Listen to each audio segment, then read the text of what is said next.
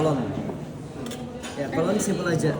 Kolon itu kan dia merupakan lanjutan dari yang namanya intestinum tenue kan. Apa intestinum tenue-nya? Ileum kan? Nah, ileum. Jadi kita bayangkan kalau ini adalah intestinum tenue, dia akan menuju masuk ke kolon ya. Nah, di sini kita bisa lihat ada berapa struktur.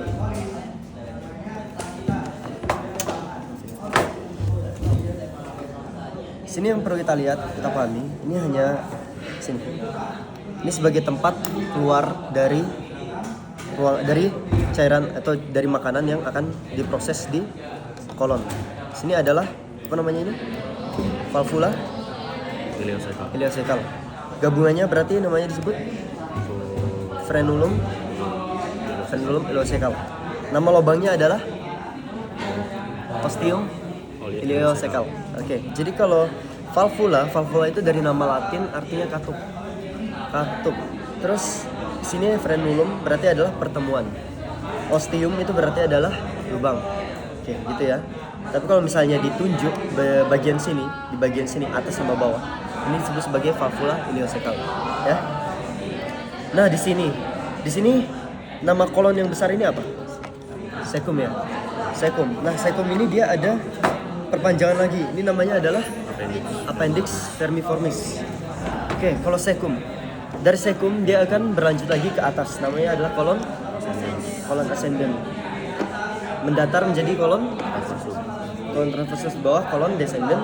Kemudian membesar, memperluas menjadi kolon sigmoideum. Terus ini menjadi rectum dan keluar jadi anus. Nah, itu garis besarnya. Nah, di sini kita lihat ada suatu bagian ya di sini. Ini namanya adalah taenia. Nah, taenia itu sendiri dia ada 3 tadi. Ada taenia libera, ada taenia mesopolica, sama taenia ommentalis. Nah, kalau taenia libera, dia ini nggak akan berikatan dengan suatu struktur apapun. Makanya disebut sebagai libera, artinya bebas. Sedangkan kalau yang taenia mesopolica ini nggak kelihatan karena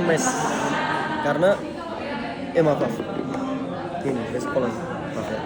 Ini adalah taenia mesokolon yang terhubungkan dengan mesokolon transversum.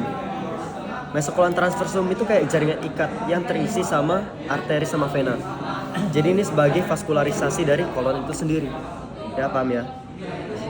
Yang di sini sebenarnya nggak kelihatan, tapi di sini ada yang namanya taenia mesopolica.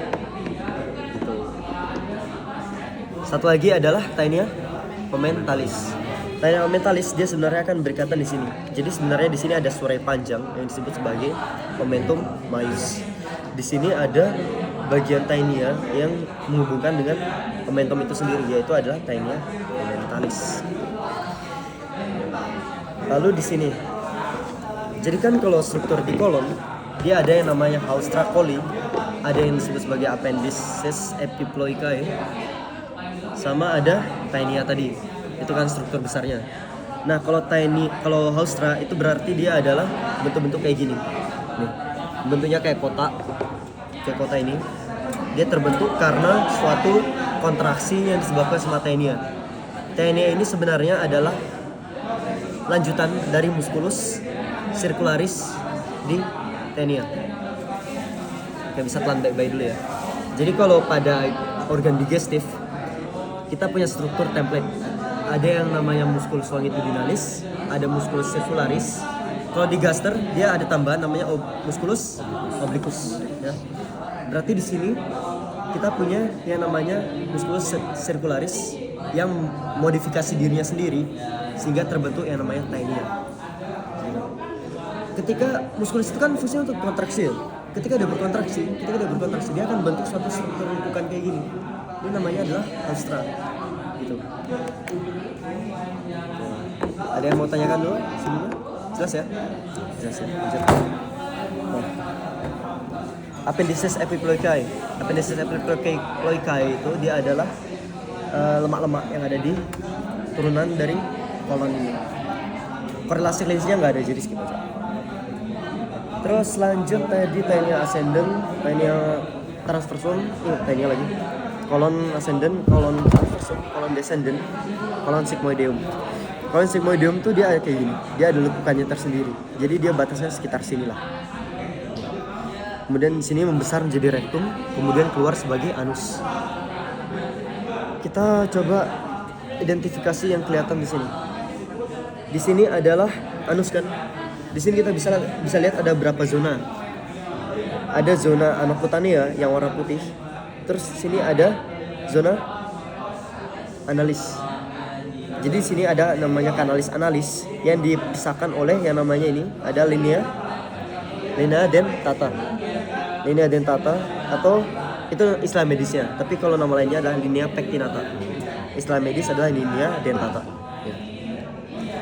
Nah, terus yang ada di atas sini adalah kolumna analis. Itu aja sih yang penting yang perlu kalian paham.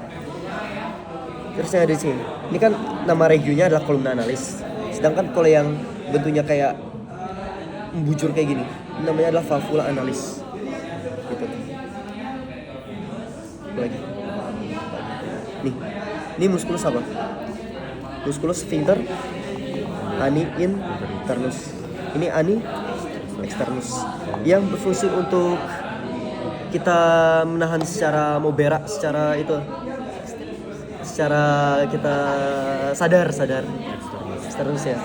Externus ini berarti otot apa? Otot skelet, berarti dalamnya adalah otot polos. Oke. Misalnya ada klinisnya nih, ada yang disebut sebagai hemoroid, tau nggak? Ambeien. Nah, ambeien itu dia ada di bagian sini. Jadi sebenarnya ada yang namanya plexus cavernosus recti. Plexus cavernosus recti ini dia akan membesar, akan bergerak membesar. Itu ketika ada darah. Jadi kan pada plexus hemorrhoidalis recti itu dia akan divaskularisasi oleh arteri ya. Ada arteri khusus, ada yang namanya plexus venosus rectalis. Kalau misalnya kita duduk terlalu lama, darahnya itu pasti akan menuju ke bawah semua. Ketika darahnya itu menuju ke bawah semua, dia itu akan susah untuk naik kembali ke atas. Artinya darah itu akan menumpuk di plexus cavernosus recti, akan membesar. Namanya itu adalah hemoroid ambeien. Gitu. Kamu udah kan tadi? Kamu udah praktikum sesi 3 ya guys? Enggak. Fals. Oke, lanjut ya. Ini sudah anal. Coba kita ulangi lagi. Tadi ada zona anokutania, ada zona analis. Terus sini ada bagian yang disebut sebagai linea pectinata. Bagian atasnya adalah valvula analis. Terus ini ada otot-ototnya juga udah. Oke, kita langsung masuk ke bagian vaskularisasinya secara singkat aja. Jadi kan tadi semua dari sini dia akan diinervasi, semua dari kolon akan diinervasi oleh arteri vena mesenterica inferior ya. Arteri mesenterica inferior dia akan terbagi menjadi 3.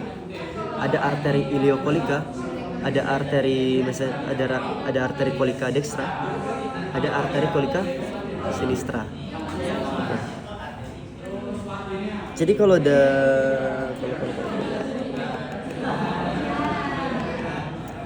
itu dijelaskan sekarang nggak ya? Sebentar. Mesenterica inferior. Arteri mesenterica inferior itu terpisah menjadi apa saja tadi? Iliokolika, kolika dextra sama sinistra. Kolika sinistra. Oke. Kalau arteri iliokolika dia akan vaskularisasi bagian sini. Ileum sama kolik.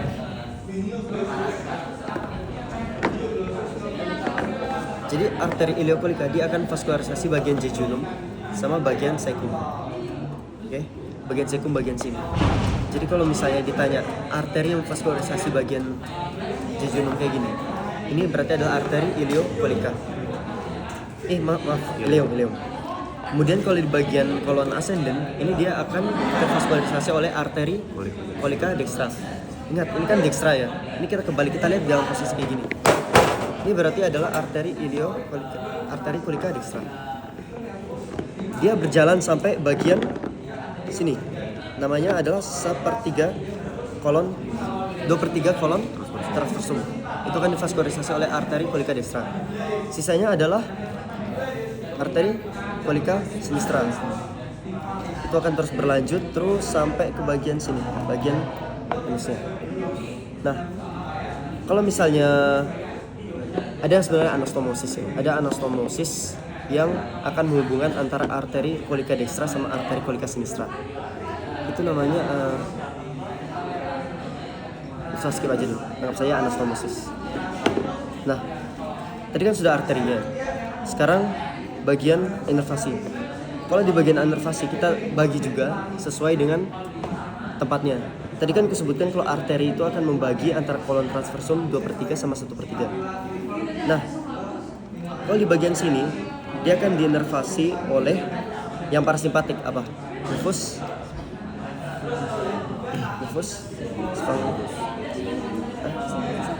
nervus apa? Splenincus minor ya, kalau simpatis. Kalau yang vagus, kalau yang parasimpatis berarti adalah vagus. Itu akan terus berlanjut sampai ke sini 2/3 anterior. Sedangkan kalau 1/3 anteriornya dia akan berubah. Simpatisnya menjadi splenoplumbalis, parasimpatisnya menjadi splenic pelvici atau nervus erigentes. Itu terus berlanjut sampai ke sini. Ya itu sih bagian garis besarnya. Kalau kalian nggak mau bingung-bingung gitu. Terus satu lagi.